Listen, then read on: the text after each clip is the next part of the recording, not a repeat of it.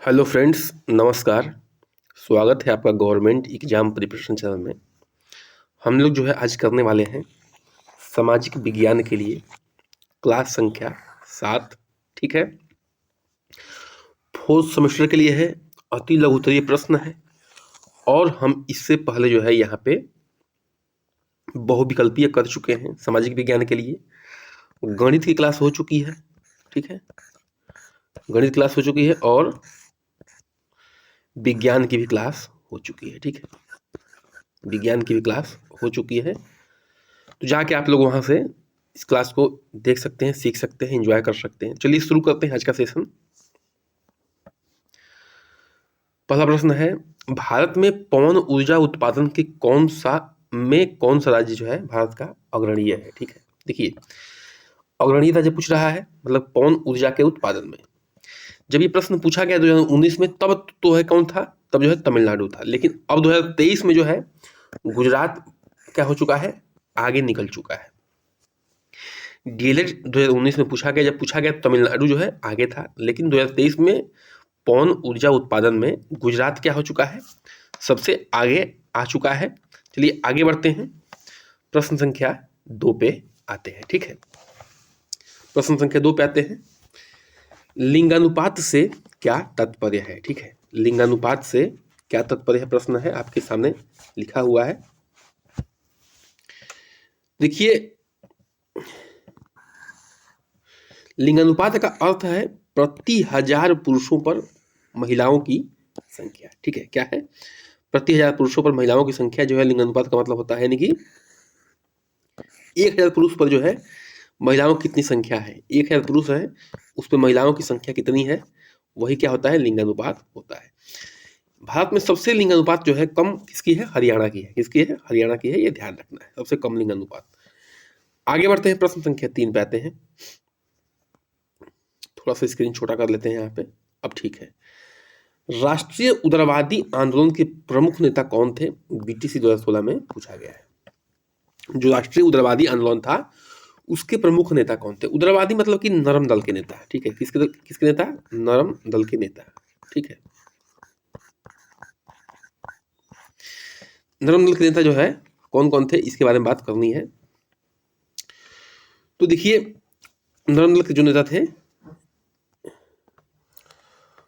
वो थे महादेव गोविंद रानडे, सुरेंद्रनाथ बनर्जी, गोपाल कृष्ण गोखले, दादा भाई नौरोजी, उमेश चंद्र बनर्जी, फिरोज शाह मेहता आदि जो नेता थे वो क्या थे, ब्रिटिश साम्राज्य के प्रति कृतज्ञता व्यक्त करके, ठीक है, अपनी मांग को पूरा करवाते थे, रिक्वेस्ट करते थे।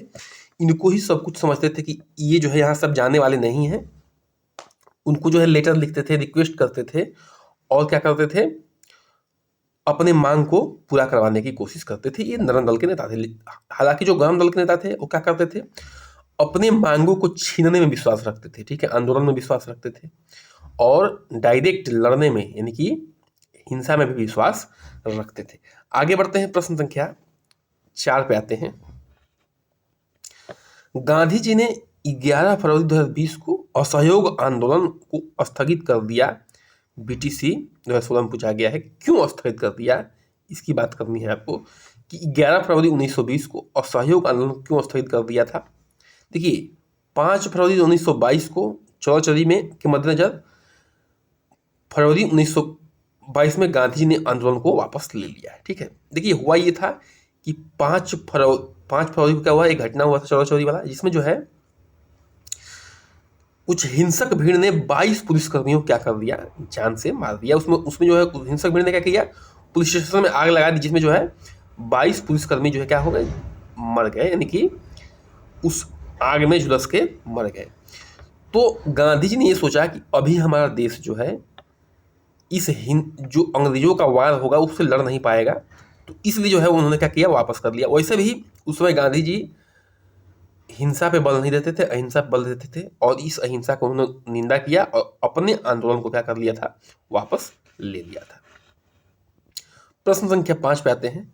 सविनय अवज्ञा आंदोलन के प्रमुख कार्यक्रम क्या थे, बीटीसी 2018 में पूछा गया है। ठीक है, देखिए जब सविनय अवज्ञा आंदोलन चला था तो उससे पहले जो है दांडी मार्च हुआ था। ठीक है, दांडी मार्च किस लिए हुआ था, नमक कानून तोड़ने के लिए। गांधी और उनके समर्थकों ने समुद्र जल से नमक बनाकर ब्रिटिश कानून तोड़ा था। उन्होंने क्या लाया था उस समय, अंग्रेजों ने ये कानून लाया था कि अब आपको नमक टैक्स भी देना पड़ेगा, यानी कि नमक बनाएंगे तो उस पर भी टैक्स देना पड़ेगा, ठीक है। और इसके विरोधी थे महात्मा गांधी जी और उनके समर्थक। इस दौरान जो है दांडी में हजारों लोगों ने उनका अनुसरण किया और बंबई एवं कराची के तट पर शहरों में भारतीय राष्ट्रवादियों ने नमक बनाने में नागरिकों का नेतृत्व किया था। नमक कानून तोड़ने के इस कृत्य से सविनय अवज्ञा आंदोलन की शुरुआत हुई थी, ठीक है। नमक तोड़ने से ही सविनय अवज्ञा आंदोलन की शुरुआत हुई थी। आगे देख लेते हैं और क्या क्या हुआ था इसमें। विदेशी वस्तुओं का बहिष्कार का कार्यक्रम निश्चित किया गया था, यानी कि विदेशी वस्तुओं को जो है यूज नहीं करना है। गांधी जी ने गांव के तारों की सभी वृक्षों को काट डालने का आदेश दिया था। कहा था कि गांव के जो भी ताड़ के वृक्ष उनको काट डालिए। गांव की जातीय पंचायत से क्या अपील की थी कि बिरादरी वालों से मदिरा त्याग करने का अनुरोध किया जाए, कि आप लोग जो है कृपया करके मदिरा को जो है त्याग कर दीजिए। मदिरा से क्या होता है, घर और तन दोनों बर्बाद होता है, धन भी बर्बाद होता है। जिन्ना में गांधी पर क्या आरोप लगाया बताना है आपको। जिन्ना ने, सॉरी ये ने होगा, ठीक है, जिन्ना ने गांधी पर क्या आरोप लगाया था, ठीक है।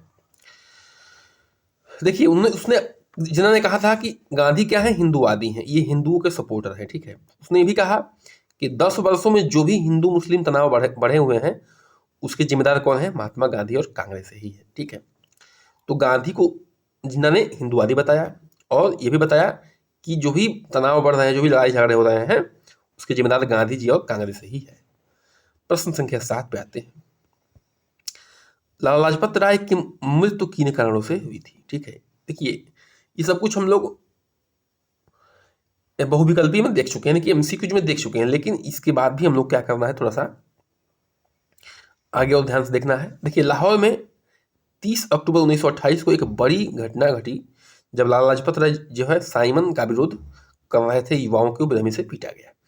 साइमन गो बैक का नारा लग रहा था, उसी में जो है पुलिस ने जो भी वहाँ युवा विरोध कर रहे थे, आपने मूवी देखी होगी the legend of Bhagat Singh, उसमें दिखाया भी गया है, विरोध कर रहे थे। उसमें जो है अंग्रेजों ने लाठियों से बेरहमी से पीटा। उसमें जो है लाला लाजपत राय जी के छाती पर बहुत गहरी चोट लग गई, जिससे वो क्या हो गए, बुरी तरह घायल हो गए। इस कारण जो है 17 नवंबर 1928 को उनकी मौत हो गई। यानी कि देखिए 30 अक्टूबर 1928 को विरोध हुआ था, लगभग एक हफ्ते बाद जो है उनकी मृत्यु हो गई थी।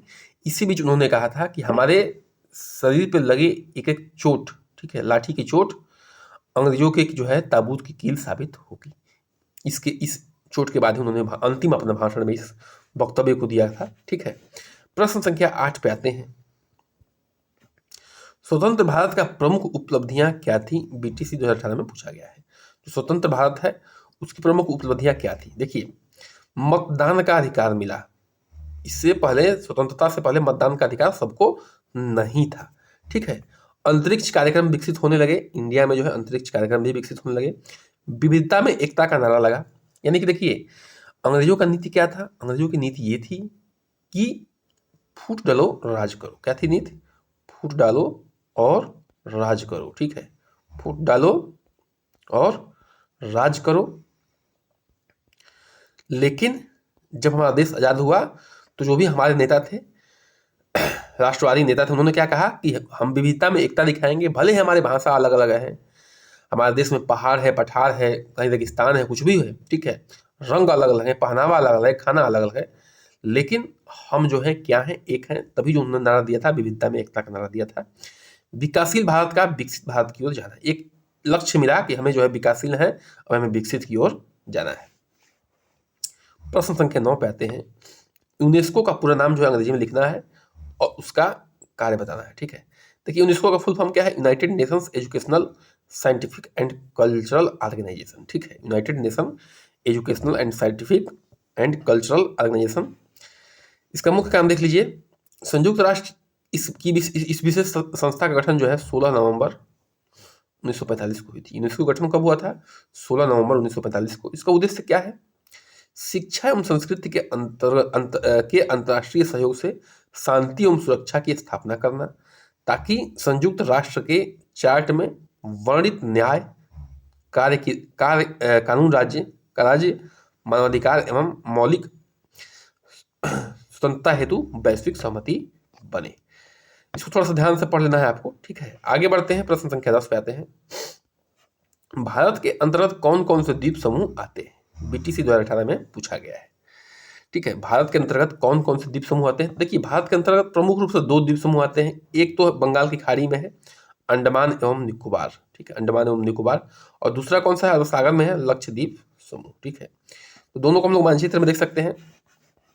देखिए, ये जो है बंगाल की खाड़ी में है, अंडमान और निकोबार, यहाँ पे है पोर्ट ब्लेयर राजधानी है, और यहाँ पे आपका लक्षद्वीप, ठीक है। ये जो है अरब सागर में है, ये अरब सागर यहाँ पे लिखा हुआ है, और यहाँ बे ऑफ बंगाल यानी कि बंगाल की खाड़ी लिखा हुआ है। आगे बढ़ते हैं, प्रश्न संख्या 11 पे आते हैं। भारतीय जलवायु को प्रभावित करने वाले कारक बताइए, बीटीसी 2018 में पूछा गया है। देखिए, 2-3 कारक लिखेंगे तो भी चल जाएगा, लेकिन जब 2 नंबर वाला प्रश्न आएगा तो उसमें जो है इतने आपको तलाशने पड़ेंगे। भारतीय जलवायु को प्रभावित करने वाले कारक कौन कौन से हैं, इसको यहाँ पे आप लोग देख सकते हैं। अक्षांशीय स्थान, देखिए पृथ्वी पर अक्षांश से दूरी भी प्रभाव डालता है। जितने अक्षांश के अब ऊपर जाएंगे, ठीक है, पुल की तरफ बढ़ती जाएंगे, ठंड बढ़ती जाएगी। पुल जो है भूमध्य रेखा की तरफ जाएंगे, अब क्या होता जाएगा, आपको गर्मी बढ़ती जाएगी। सागर से दूरी, सागर के नज़दीक जो है समताप टेम्परेचर होता है, यानी कि न ज़्यादा ठंडा होता है न ज़्यादा गर्म होता है, कोई भी मौसम जो है एक्सट्रीम लेवल पे नहीं होता है सागर के से। हिमालय से दूरी, ठीक है, देखिए हिमालय अगर न होता तो हमारा देश भी ठंडा होता। साइबेरियन से जो हवा आती है वो हमारे देश को क्या करती, और ठंडा करती, लेकिन हिमालय क्या कर देता है, उसको रोक देता है। प्राकृतिक भूगोल, मानसूनी हवाओं का भी प्रभाव पड़ता है। अपर एयर सर्कुलेशन, उष्णकटिबंधीय चक्रवात और पश्चिमी विक्षोभ की वजह से जो है नवंबर दिसंबर में हमारे यहाँ क्या होती है, वर्षा भी होती है, खासतौर से पंजाब हरियाणा के क्षेत्र में। एल नीनो ला नीनो, इसकी वजह से भी हमारा मानसून क्या होता है, प्रभावित होता है। तो ये सारे जो है भारतीय जलवायु पर क्या करते हैं, प्रभाव डालते हैं, इफेक्ट डालते हैं। आगे बढ़ते हैं, प्रश्न संख्या 12 पे आते हैं। प्राकृतिक आपदाएं कौन सी होती हैं, बीटीसी 2018 में पूछा गया है। प्राकृतिक आपदाएं जो प्रकृति पैदा करती है वो क्या होती है, प्राकृतिक आपदाएं होती है जैसे भूकंप हो गया, बाढ़ हो गया, ज्वालामुखी का विस्फोट हो गया, भूस्खलन हो गया, तूफान हो गया, आदि जो है कारण हो सकते हैं प्राकृतिक आपदाओं। देखिए, भूकंप भी प्रकृति ही पैदा करती है, बाढ़ हो गया, ज्वालामुखी हो गया, भूस्खलन हो गया, तूफान हो गया, ये जो है प्रकृति की वजह से आता है। आगे बढ़ते हैं, प्रश्न संख्या 13 पे आते हैं। चक्रवात को और किन का नाम से जाना जाता है, ठीक है, चक्रवात को क्या क्या कहा जाता है। देखिए, हर देश की अलग भाषा है, वो अपने हिसाब से अपने नाम को रखते हैं। तो चक्रवात जो है जिन जिन नामों से जाना जाता है अलग अलग देशों में, वो कहते हैं हरिकेन किसी देश में कहते हैं, कि कहीं टाइफून कहते हैं, कहीं विली विलीज कहते हैं, कहीं टोरंडो कहते हैं, कोई ट्विस्टर कहते हैं, लेकिन है चक्रवात ही वो, ठीक है। आगे बढ़ते हैं, प्रश्न संख्या 14 पे आते हैं। पैदा बैगनी किरणों से होने वाले 2 घातक बीमारियों के नाम बताइए, ठीक है। 2 घातक बीमारियों का नाम आपको यहाँ पे जिक्र करना है। त्वचा का कैंसर और मोतियाबिंद, देखिए, ठीक है, जो पैदा बैगनी किरणें होती हैं वो त्वचा का कैंसर पैदा कर सकती हैं, मोतियाबिंद पैदा कर सकती हैं। जो ओजोन परत होता है वो इन पैदा बैगनी किरणों को छानने का काम करता है। तो ठीक है, ओजोन परत जो है क्यों डिस्टर्ब हो रहा है, सीएफसी के कारण, क्लोरोफ्लोरोकार्बन के कारण जो है ओजोन परत डिस्टर्ब हो रहा है, खत्म हो रहा है। उत्तर प्रदेश में मिट्टी का उपयोग किन कार्यों में होता है, बीटीसी 2018 में पूछा गया है, कॉमन सेंस का प्रश्न है, कुछ भी लिख सकते हैं।